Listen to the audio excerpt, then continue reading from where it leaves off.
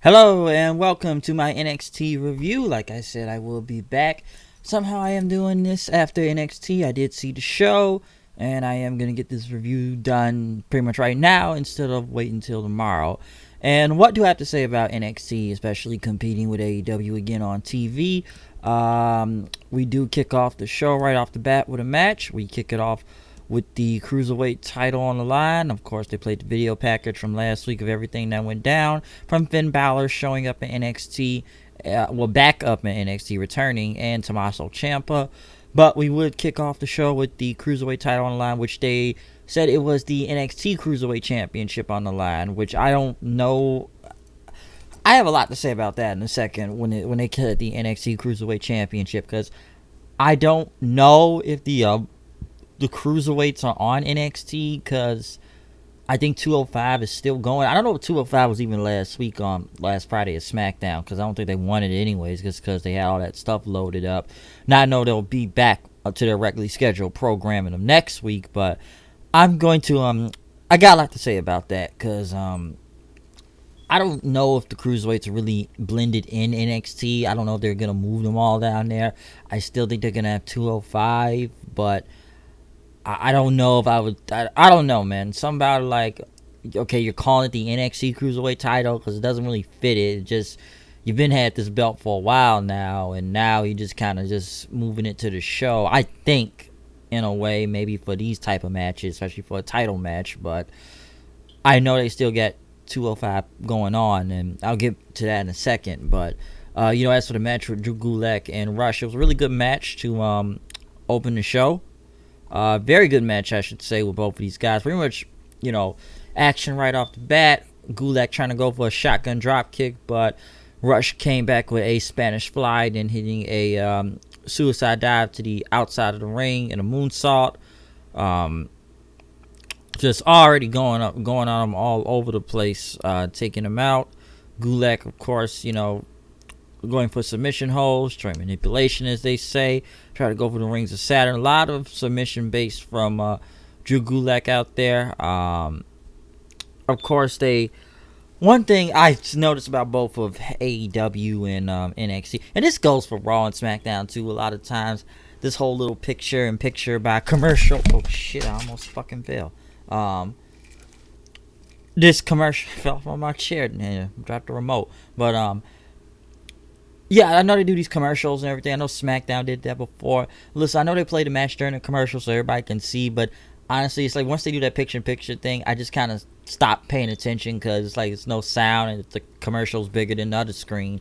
Same with AEW in a way too. They do that also. Or any other show that does that, I just don't pay attention to the damn side-by-side thing during the commercial. But they gotta do it so you can still see the full match. But I did like when Rush tried to go for his springboard stunner, but Gulak pretty much hit him with the Gulak then. But Rush was able to get out of there and got a 2 count on him. Gulak hit him with the Cyclone Crash after that. He pretty much got Rush to top rope, but Rush took him out. He hit him with one Frog Splash then, or is the final hour, one of the final hour. Then he went for that springboard stunner again, and then he went back up, hit the final hour for the win, becoming the new Cruiserweight champion. I don't know. They kept talking on commentary. He was, this is a good example of Rush conquering what his mental health problems they were going off of. William Regal came in to pretty much put the belt on Rush, but Gulak took the belt away from him. But he gave him the title and pretty much, shook his hand, I guess showing good sportsmanship before leaving them. Let me say this about this whole cruiserweight thing. Number one, I'm surprised they even put the belt back on Rush, especially didn't this guy just come back from whatever problems he had going on in the back with the company at the time. I believe that was the whole story. Like, I don't know, was it pay and a whole bunch of other stuff. So I am very surprised that he won the belt and he's been back for like how long? 2 shows now, and they're automatically just putting the title on him right now. So, and don't get me wrong, he was a heel most of the time, so now he's just like a face. The match was really good. I enjoyed the match. There was nothing on that. I'm just a little confused. Like, really, they're just gonna put the belt on Rush just kind of out of nowhere. Because like I said, the guy was a heel, but now they working with him as a face, and I guess they want to try to see if this face thing can really work.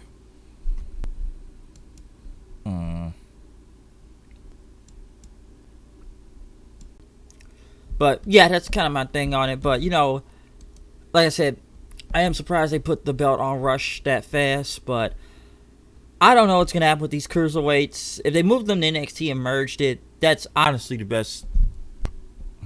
Okay. That's honestly the best you can do with them because of it's many things with the cruiserweights. Honestly, I've said this for many times. Nobody don't watch 205. They don't. They don't fucking don't. And they're not gonna watch it right now again. What is it? On SmackDown? On Friday nights? Right after SmackDown? That shit ain't about to go nowhere, okay? It didn't work before, it ain't working now. I've said it before. The best thing you can do is either just kill the damn division or just put them on Raw and SmackDown or just move them on to NXT. Because that's the only best you're gonna do with the freaking cruiserweights, okay? That's honestly the best you're gonna do with them. Because I know 205 is still going. I don't know how this is a merger because they call it the NXT Cruiserweight Champion, but you're still showing up on SmackDown after SmackDown on the network. I don't know how this 205 thing about to work. Okay, I really don't. But I'll be honest with you, no one's watching that shit. They just not. I just feel like you might just need to put these guys on the main roster or just put them on Raw and SmackDown. That's my opinion. Just separate them in the draft. That's it. Because I don't know, or like I said, either move them to NXT or just put them on different shows. Because that 205, it's a death sentence, okay? I'm convinced 205 is a fucking death sentence. So, ain't nobody paying attention to that shit. I'm sorry. No one really watches that show. It's not nothing against the people. People put on good matches, just people, half empty arenas half the time because they want to get the hell out of there right after SmackDown. Nobody's really not staying there for SmackDown. So, what do you want me to go with that? They played another video with Tegan Knox. A lot of promo. There was a lot of promo videos for people tonight. Pretty much said that she will be returning to NXT, even though she was in NXT UK. But I guess they need her on NXT now because her partner is Dakota Kai. So I guess they want to keep both of them on the same show. Rhea Ripley came out. Who did she go against? Aaliyah. I'm sure you all know where this is about to go because Aaliyah is just not good at all. And by God, I didn't even know she was in the company that long when someone told me because I just don't know why they even keep her. Listen, Rhea Ripley basically killed her and pretty much gave her this giant swing like cloverleaf, flying her around and then flapjacked her, then put her back in the cloverleaf. It was a good modification of that, of the cloverleaf, and pretty much making Aaliyah tap out. So when Aaliyah comes out, it's going to be a damn squash match because this girl's not going to go anywhere. Rhea pretty much says she pretty much talked about Shayna Baszler and her dominance in NXT, that you've tapped and snapped everyone, but you haven't done it to me. And Rhea says she's coming after Baszler, so this is just pretty much to make Rhea Ripley look like the badass she already is. So it's working, and maybe she will be the one to take the belt off Baszler. Hopefully so, because I don't even know who can be Baszler at this point. They damn near went through everybody. Okay.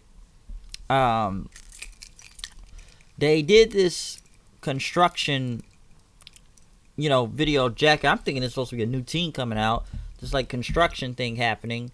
But what happens when you see it, like they had this video and you hear all the construction, next thing you know, it was actually Fandango and Brazongo, so they weren't the fashion police and everything. I guess they were construction workers now. So that's what they're doing now with this. So they're construction workers this time. I guess they were supposed to face Everrise, but next thing you know, Gunner showed up on stage, and the Forgotten Sons came out there. Steve Cutler and Wesley Blake. Listen, I know they were just trying to make the Forgotten Sons look strong. It wasn't a bad match, really. I still don't think people are really with the Forgotten Sons like that all the way. They just really not. It's not their bad team. It's just something about it is still not clicking, I believe. Then again, Gunner is good. I'm not sure about Blake there, and Cutler, I don't really still know a lot about him. But I don't know, man. People, I just don't think they're really with this whole Forgotten Sons thing, to be honest. I just don't. I've seen this before. The match of Brazon was alright. They ended up winning, so I guess they're trying to make them look strong as possible now for whatever reason. But we'll see what happens if they can go anywhere with these guys. Like I said, Gunner, you could be a great singles, but I don't know. Boa went against Trevor Lee, Cameron Grimes, whatever the fuck you want to call him. This match was basically over in like seconds. Double stop, there you go. But then Killian Dane came out then. Lee left, and then he just beat up Boa, and he did the Vader bomb on him and slammed him on the announce table, saying that the evil, Maranello said the evil has landed in the form of Killian Dane. I don't know where this is going. Is this going to be Trevor Lee versus Killian Dane match? I don't know where this is going, because I know it was a squash match, but was anyone else coming out there to do anything about it? Or well, I wouldn't say do anything about it, but it was basically it was a squash match, okay? It was a squash match. But is this a feud? Who's the face, who's the heel here? I really want to know. Okay? They played a Damian Priest promo also. Talked about Pete Dunne, that he sees the bullseye and he's going to take his shot. And, that Damian Priest will live forever. If you want to call him Punisher Martinez, however you want to call him. The promos, it was okay. I will say that. So, it was alright. What else is going on? Yes, in the second hour, I think this is where things got better in this show. Roderick Strong versus Isaiah Swerve Scott. I was about to say Shane Strickland, but this was a very fun match to watch. This was very, very fun, and I enjoyed a lot of this match. It's funny, they kind of, they said, I guess that's why he came with the name Killshot, because he was in the military. But this was a very fun match to watch. I enjoyed a lot of it. That I'll tell you, man, Strickland is just great. He did that freaking springboard double stomp outside the ring. That just looked deadly. Okay, it just looked very deadly. Because it pretty much during the match, Undisputed Era ended up coming out. Strickland pretty much hit him with the DDT in the corner. He had a German. He had a pay dirt and the kick. Pretty much going for a 2-count big combo for him. You get a big super kick in as you're on the floor. He said a double stop. Pretty much Undisputed Era, it was able to distract them then. Next thing out of nowhere, Roderick Strong hit the he had a big knee on him, and then he hit the end of heartache. Why am I messing up my words?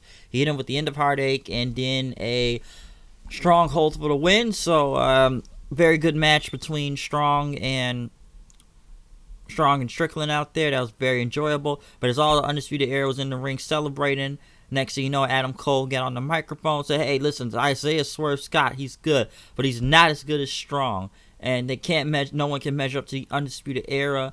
And that, Balor, Ciampa, listen, they think they can stop us. No one is, okay? Because you can't stop, the dream, of the Undisputed Era. Next thing you know, Undisputed Era shows up, not Undisputed Era, but Velveteen Dream shows up on the screen and said, did someone say Dream? Snaps his fingers, everything goes into the purple lights. He shows up on that balcony and talking about Roderick Strong, your reality, saying that Velveteen Dream put up this picture of pretty much a naked Roderick Strong with the title around his waist. And, he pretty much covering, and everything's pretty much naked. But Dream says, he's going to strip Strong of the title because Strong doesn't measure up. He's not going to measure up when they have this match. So in 2 weeks' time, he will be taking the North American Championship back. But he had one more thing. He pretty much snapped his fingers again. The belt showed away and had a little sensor on it, pretty much saying that Roderick Strong, he has no dick. That's basically what was going on here. He's got no dick. No dick. He was dickless. That's basically what Roderick Strong was. Undisputed Era was all pissed off then. But the next thing you know, Tommaso Ciampa's music hits. He comes out to the ring with a giant stick. He got a chair. Well, it was a crutch, by the way. He got a chair. Undisputed Era headed back. Pretty much Ciampa sat on the chair in the ring and says, Goldie, Daddy's home. And the fans started chanting Daddy's home then. So that was a great segment and a great match between just Strong and Strickland in general.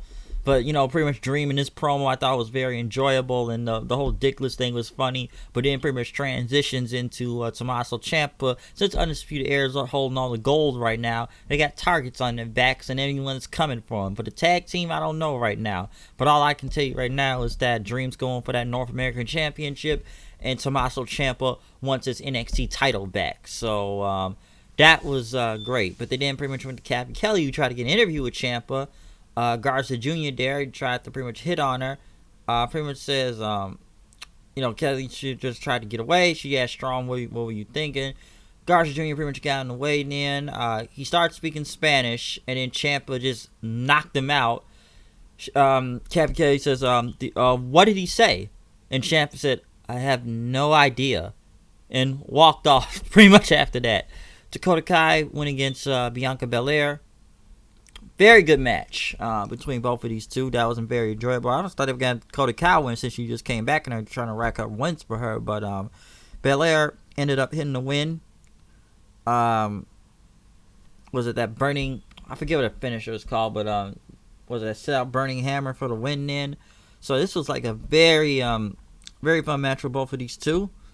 Bianca got on the microphone then, talking about Rhea Ripley. She's like, I want that women's championship. So, I guess she's going back after the title again. But it's like what my friend told me earlier. They're probably going to do a Rhea Ripley versus Bianca Belair match. And Rhea Ripley's going to be the one to get that title shot. So you already know where that's going to go into. But still a good match between Bianca and Dakota Kai.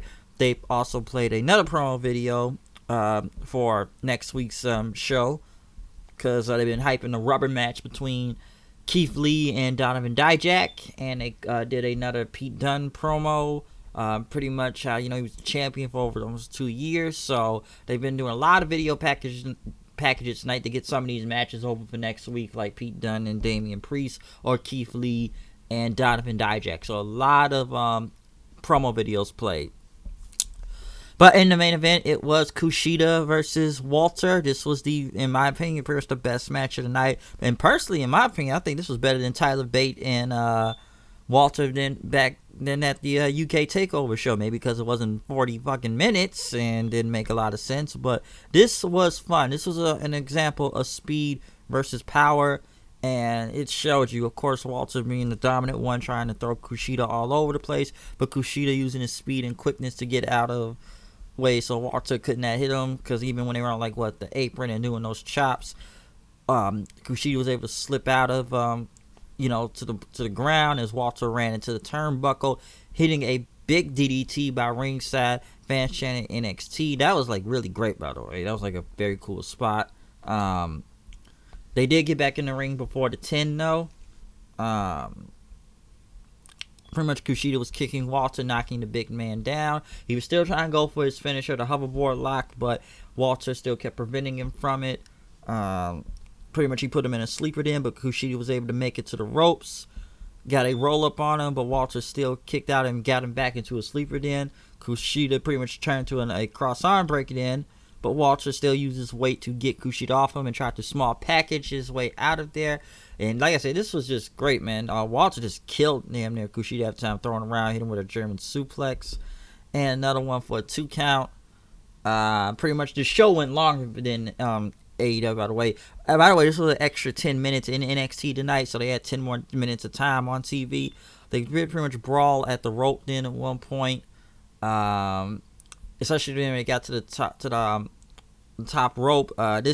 This was just where it looked crazy out here. Kushida pretty much gets him into the hoverboard and just locks it in, and then almost flips his way to the ground, looking like a Spanish fly or whatever. And he had Walter to the ground, had him in the hover lock, doing his way, just kicking, Walter, just trying to keep him in so he could not get out of there. Then even trying to get away, with any type of kick, but Walter got out of there, hit him with a big shotgun drop kick on Kushida, knocking him halfway back. He hit him with a power bomb then after that, and as the show kept going on, like I said, with a power bomb, Walter pretty much slapped him and hit him with the ripcord lariat for the win. Pretty much Walter defeated Kushida as the rest of Imperium stood on the stage, and they hyped up matches for next week, of course, and in 2 weeks also, Ciampa versus Garza next week too, so that was gonna happen. Overall, this was a